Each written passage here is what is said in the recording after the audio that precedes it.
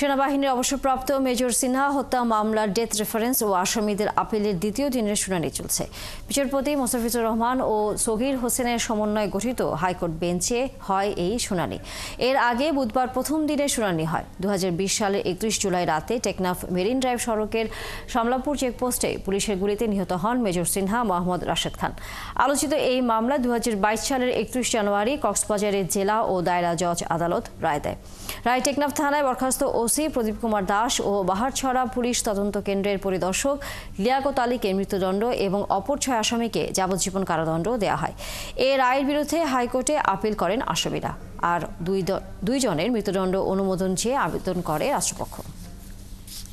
Major Sinha হত্যা মামলার death reference ও আসামিদের আপিলের দ্বিতীয় দিনের শুনানি চলছে। আদালত পাড়ার খবর নিয়ে যুক্ত হচ্ছেন সহকর্মী সৈকত সাদিক। সৈকত, দ্বিতীয় দিনের শুনানির সর্বশেষ কি খবর আছে আপনার কাছে?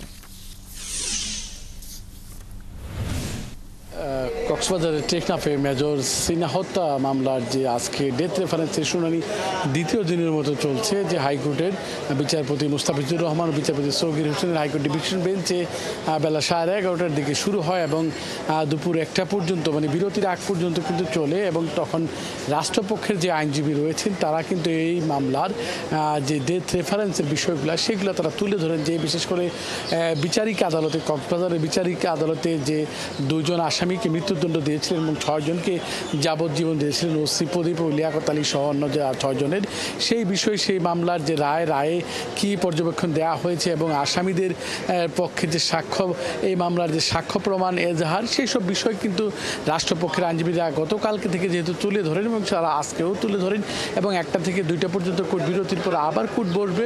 আজকে রাষ্ট্রপক্ষের আইনজীবীর ছাড়াও কিন্তু আসামি পক্ষে বিশেষ করে ওসি প্রদীপ, তখনকার বরখাস্ত কিন্তু ওসি প্রদীপ যার মৃত্যুদণ্ড হয়েছে, তার পক্ষে একজন আইনজীবী SM শাহজাহান, তিনিও আদালতে ছিলেন। তো আমরা আদালত থেকে জেনেছি যে এই মামলাটা এই ডেথ রেফারেন্সের শুনানির জন্য প্রধান বিচারপতি যেহেতু এই বেঞ্চটা শুনানি নির্ধারণ করে দিয়েছেন এবং অগ্রাধিকার ভিত্তিতে শুনানির কথাটা তিনি বলেছেন। আজকে দ্বিতীয় দিনের মতো চলছে এবং সপ্তাহে আজকে যেহেতু শেষ দিন বৃহস্পতিবার, এই মামলাটি হয়তো আগামী সপ্তাহে আরও 2-3 দিন চলবে।